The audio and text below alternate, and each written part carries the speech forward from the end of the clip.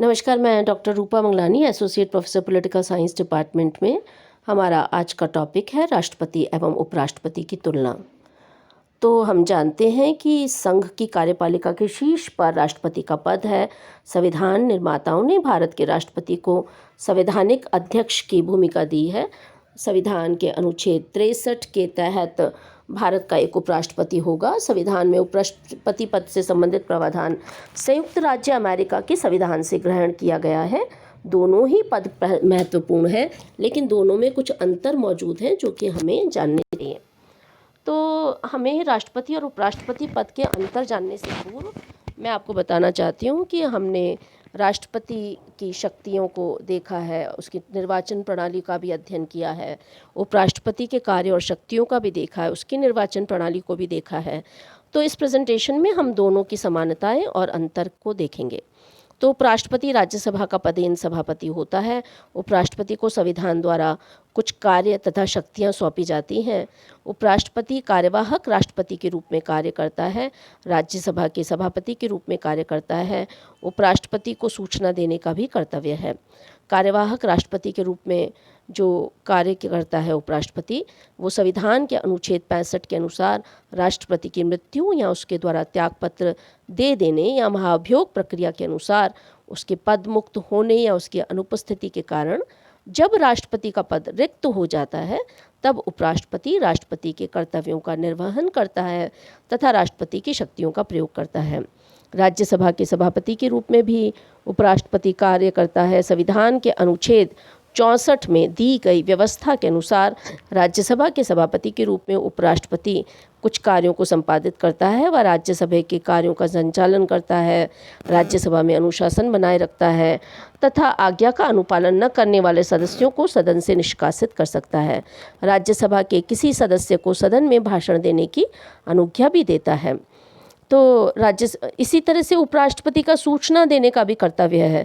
भारत का राष्ट्रपति जब कभी त्यागपत्र देता है तो वह त्यागपत्र उपराष्ट्रपति को देता है। जब उपराष्ट्रपति राष्ट्रपति का त्यागपत्र प्राप्त करे तो उसका कर्तव्य बनता है कि वह राष्ट्रपति के त्यागपत्र की सूचना लोकसभा के अध्यक्ष को दे। तो राष्ट्रपति तथा उपराष्ट्रपति की तुलना को अगर हम देखें तो वह तुलना इस प्रकार है। राष्ट्रपति का निर्वाचन एक निर्वाचक मंडल के द्वारा होता है, जिसका निर्माण संसद के दोनों सदनों राज्यसभा तथा लोकसभा के निर्वाचित सदस्यों तथा राज्यों की विधानसभाओं के निर्वाचित सदस्यों से मिलकर होता है। जहाँ तक उपराष्ट्रपति का सवाल है, तो उपराष्ट्रपति का निर्वाचन एक निर्वाचक मंडल द्वारा होता है, जो कि संसद के दोनों सदनों राज्यसभा तथा लोकसभा के सदस्यों से मिलकर बनता है। इसमें विधानमंडल के सदस्य शामिल नहीं होते। जहाँ तक निर्वाचन का सवाल है, तो राष्ट्रपति का निर्वाचन जो है अनुपातिक प्रतिनिधित्व पद्धति की एकल संक्रमणीय पद्धति के द्वारा होता है। उपराष्ट्रपति का निर्वाचन भी अनुपातिक प्रतिनिधित्व पद्धति की एकल संक्रमणीय पद्धति द्वारा होता है। दोनों के संदर्भ में भारत के राष्ट्रपति के बारे में वह भारत का नागरिक होना चाहिए। राष्ट्रपति का जो प्रत्याशी बनता है उसका भारत का नागरिक होना चाहिए। 35 वर्ष की आयु जो है वो पूर्ण कर चुका हो। भारत का उपराष्ट्रपति के संबंध में भी है कि वह भी भारत का नागरिक होना चाहिए और 35 वर्ष की आयु पूर्ण कर चुका हो।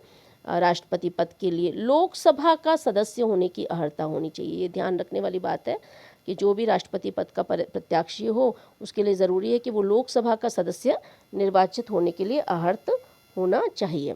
जहाँ तक उपराष्ट्रपति का सवाल है, तो उपराष्ट्रपति के प्रत्याशी को राज्यसभा का सदस्य निर्वाचित होने की योग्यता होना चाहिए। अगली बात यह है कि भारत सरकार के या किसी भी राज्य सरकार के या इसके अधीन किसी प्राधिकारी के अधीन वह लाभ का पद यहाँ देखिए लिखा है, लाभ का पद धारण करने वाला नहीं होना चाहिए। लेकिन इसके कुछ अपवाद भी हैं। अपवाद कौन से हैं? राष्ट्रपति है, उपराष्ट्रपति है, राज्य के राज्यपाल है, संघ या राज्य के मंत्री हैं। तो भारत सरकार के या किसी राज्य सरकार के या इसके अधीन किसी प्राधिकारी के अधीन लाभ का पद धारण करने वाला नहीं होना चाहिए उसे। तो इस प्रकार से इसके भी जो है कुछ अपवाद है, जैसे उपराष्ट्रपति, राज्य के राज्यपाल, संघ या राज्य के मंत्री। यहाँ थोड़ा अपवादों को हम समझते हैं। मान लीजिए कोई पहले से राष्ट्रपति पद पे है, तो क्या वो राष्ट्रपति पद का प्रत्याशी बन सकता है? हाँ, बन सकता है। इसी तरह से कोई उपराष्ट्रपति पद पे है, हमारे यहाँ कई सारे उपराष्ट्रपति जो है वो राष्ट्रपति पद के लिए जो है वो प्रत्याशी बने हैं। राज्य का राज्यपाल है, संघ या राज्य का मंत्री है, तो ये जो पद हैं ये लाभ के पद नहीं माने जाएंगे। इसी प्रकार उपराष्ट्रपति के निर्वाचन में भी ये पद जो है, उपराष्ट्रपति स्वयं भी उपराष्ट्रपति पद का दावेदार हो सकता है। राज्य के राज्यपाल हों, संघ या राज्य के मंत्री हों तो वो हो सकते हैं। पदावधि या पद ग्रहण करने की तिथि से 5 वर्ष इसकी पदावधि होती है। राष्ट्रपति की पद ग्रहण करने की तिथि से 5 वर्ष तक जो है वो हो सकता है। और इसी तरह से उपराष्ट्रपति पद के लिए भी पदावधि या पद ग्रहण करने की तिथि से 5 वर्ष हो सकती है। तो 5 वर्ष से पूर्व उपराष्ट्रपति को संबोधित लेख के द्वारा अपना त्यागपत्र दे सकता है राष्ट्रपति। तो राष्ट्रपति जब कभी त्यागपत्र देगा तो उपराष्ट्रपति को संबोधित करेगा, 5 साल से पहले वो दे सकता है। महाभियोग की प्रक्रिया के द्वारा भी राष्ट्रपति हटाया जा सकता है। हमने पढ़ा था महाभियोग की प्रक्रिया क्या है। इसी तरह से पदावधि पद ग्रहण करने की तिथि से 5 साल के लिए उपराष्ट्रपति होता है। 5 साल से पहले अगर उपराष्ट्रपति को त्यागपत्र देना होगा तो राष्ट्रपति को लेख के द्वारा वो त्यागपत्र दे सकता है।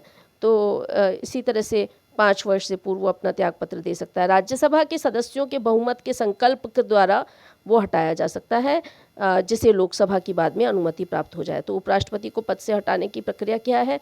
राज्यसभा के सदस्यों के बहुमत के संकल्प के द्वारा उसे हटाया जा सकता है, जिसे बाद में लोकसभा से अनुसमर्थन प्राप्त हो। राष्ट्रपति मंत्रिपरिषद की सलाह से संघ की कार्यपालिका शक्तियों का निर्वहन करता है।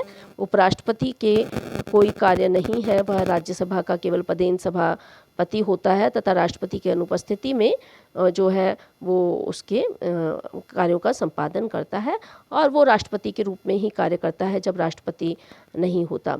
भारत के उपराष्ट्रपतियों को अगर हम देखें तो इसके कार्यकाल मैं बताना चाहती हूँ। डॉक्टर सर्वपल्ली राधाकृष्णन जो कि 1952 से 1962 तक पद पर रहे। डॉक्टर जाकिर हुसैन 1962 से लेकर 1967 तक पद पे रहे। और इसी के साथ वीवी गिरी 1967 से 1969 तक पद पे रहे। गोपाल स्वरूप पाठक 1969 से 1974 तक पद पर रहे। बीडी जत्ती 1974 से 1979 तक पद पे रहे। मोहम्मद हिदायतुल्लाह 1979 से 1984 तक पद पे रहे। आर वेंकट रमन 1984 से 87 तक पद पे रहे। शंकर दयाल शर्मा 1987 से 1992 तक पद पर रहे। के आर नारायणन 92 से 97 तक पद पे रहे। कृष्णकांत 97 से 2002 तक पद पर रहे। भेरू सिंह शेखावत 2002 से 2007 तक पद पे रहे। डॉक्टर मोहम्मद हामिद अंसारी के 2 कार्यकाल थे, 2007 से 2012 तक और फिर उसके बाद 2012 से 2017 तक। एम वेंकैया नायडू 11 अगस्त 2017 से निरंतर इस पद पर विराजमान हैं। तो भारत के उपराष्ट्रपतियों में पहले उपराष्ट्रपति डॉक्टर सर्वपल्ली राधाकृष्णन के 2 कार्यकाल थे और वो उपराष्ट्रपति रहे तथा 2 उपराष्ट्रपति वीवी गिरी और आर वेंकट रमन कार्यकाल पूरा करने से पहले ही राष्ट्रपति चुन लिए गए। तो ये सवाल भी कंपटीशन में अक्सर पूछे जाते हैं कि कौन से पहले ऐसे उपराष्ट्रपति थे जिनके 2 कार्यकाल थे, कौन कौन से उपराष्ट्रपति थे जिनके 2 कार्यकाल थे, कौन से ऐसे उपराष्ट्रपति थे जो कार्यकाल करने से पहले ही राष्ट्रपति चुन लिए गए। तो इन सवालों पर भी आप ध्यान दें। छोटे छोटे क्वेश्चन हैं जो पूछे जाते हैं, तो लिस्ट भी देखिए। लिस्ट से भी कई सारे प्रश्न पूछे जाते हैं, तो ये आपके कंपटीशन में भी काम आता है और बाकी जगह भी काम आता है। तो आप इनका भी अध्ययन करें। और तो इस प्रकार हम देखते हैं कि भारत के राष्ट्रपति और उपराष्ट्रपति दोनों ही संवैधानिक पद हैं और दोनों के पदों में अंतर है। राष्ट्रपति और उपराष्ट्रपति की चुनाव प्रणाली, शक्तियों और उनकी भूमिका के बारे में अंतर जानना बहुत महत्वपूर्ण है। यहाँ पे मैं आपको बताना चाहती हूँ कि जो वो नामांकित सदस्यों वाला और निर्वाचित सदस्यों वाला अंतर है उसको आप ज़रूर देखें कि राष्ट्रपति के चुनाव के लिए भी एक निर्वाचक मंडल होता है, हम जानते हैं, और उपराष्ट्रपति के लिए भी एक निर्वाचक मंडल होता है।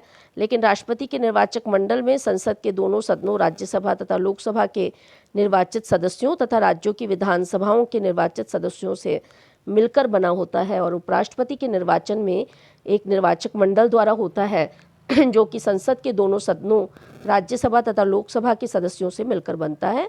इसमें विधानमंडल के सदस्य शामिल नहीं हैं। इसी तरह से भारत के राष्ट्रपति पद के निर्वाचित एवं द्वितीय सदन प्राप्त उम्मीदवारों की सूची को अगर हम देखें तो हम देख सकते हैं कि कौन कौन से राष्ट्रपति पद के निर्वाचित हुए और दूसरे स्थान पर उम्मीदवार कौन रहे। तो पहले राष्ट्रपति 1952 में डॉक्टर राजेंद्र प्रसाद थे, के.टी. शाह द्वितीय स्थान के प्रत्याशी थे। दूसरे 1957 में पुनः डॉक्टर राजेंद्र प्रसाद, श्री एन दास जो है प्रत्याशी थे। दूसरे स्थान के डॉक्टर राधाकृष्णन राष्ट्रपति रहे 1962 में। फिर उसके बाद C.H. राम दूसरे स्थान के प्रत्याशी थे। डॉक्टर जाकिर हुसैन, जिसमें दूसरे स्थान के प्रत्याशी श्री के सुब्बा राव थे। श्री वी गिरी, जिसमें दूसरे स्थान के प्रत्याशी नीलम संजीवा रेड्डी थे 1969 में।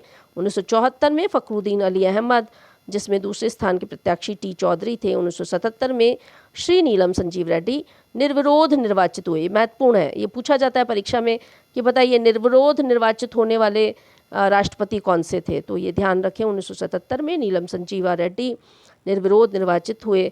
1982 में ज्ञानी जेल सिंह, जिसमें दूसरे स्तर के प्रत्याशी आचार खन्ना थे। इसी तरह से 1987 में आर वेंकटरमन, B.R. कृष्ण अय्यर थे। दूसरे स्थान के प्रत्याशी डॉक्टर शंकर दयाल शर्मा। 1992 में श्री जी सुएल थे दूसरे स्थान के प्रत्याशी। 1997 में के.आर. नारायण, T.N. शेषन दूसरे स्थान के प्रत्याशी थे। T.N. शेषन हमारे चुनाव आयुक्त भी रह चुके हैं, जिन्होंने बहुत सारे चुनाव सुधार किए।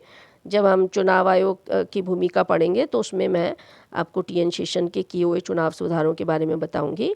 डॉक्टर APJ अब्दुल कलाम साहब, जो कि हमारे बहुत चर्चित राष्ट्रपति रहे, एक शिक्षक थे और उन्होंने बहुत अच्छा काम किया। कैप्टन लक्ष्मी सहगल द्वितीय स्थान की प्रत्याशी थी। पहली महिला निर्वाचित राष्ट्रपति प्रतिभा पाटिल थी, श्रीमती प्रतिभा पाटिल 2007 में। भीरू सिंह शेखावत जी दूसरे स्थान के प्रत्याशी रहे। श्री प्रणब मुखर्जी 2012 दूसरे स्थान के प्रत्याशी P.A. संगमा थे। और 15वें राष्ट्रपति के रूप में 2017 से श्री रामनाथ कोविंद जो है वो काम कर रहे हैं और हमारे राष्ट्रपति हैं देश के।